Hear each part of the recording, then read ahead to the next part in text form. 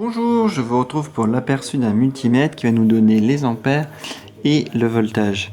Donc l'appareil il est là, il arrive dans cette boîte. On a un petit film plastique que j'ai laissé du coup. Et on va tout de suite voir les indications si la mise au point veut bien se faire. Alors hop, c'est pas très net, voilà. On y est, donc là on voit les données, que le câble il peut aller jusqu'à 3 ampères et qu'on a une tolérance de 2 à 5%. Voilà. Donc il supporte la charge rapide. On a deux élastiques, on les enlève, hop, hop, hop. Donc fonctionnement, rien de plus simple, il suffit de raccorder son appareil. Donc là j'ai pris une batterie pour les besoins de l'aperçu. Hop, on raccorde au smartphone. Hop, on lance la charge.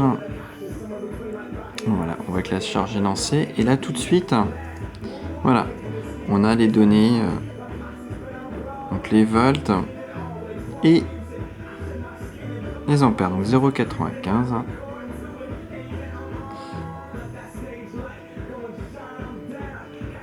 Et voilà. Donc c'est sympa, ça fait bien le job, hein. Comme ça c'est très clair, hein.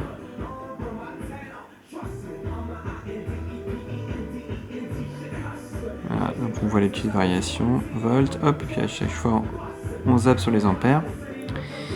Donc appareil très pratique, 1 mètre de câble. Alors ça nous permet d'avoir un 2 en 1, parce que normalement on a cet appareil là. Et par contre lui il est vendu nu. Et donc finalement on peut rien faire, on est obligé de rajouter son propre câble. Ce qui en soi pas dramatique, hein. Et j'en ai pas pris, mais c'est pas grave. Et normalement on est obligé de raccorder ensuite. Et l'avantage de cet appareil là par contre c'est qu'il donne le nombre d'ampères chargés en tout. On a volt, ampères et puis nombre d'ampères chargés en tout pour ceux que ça peut intéresser.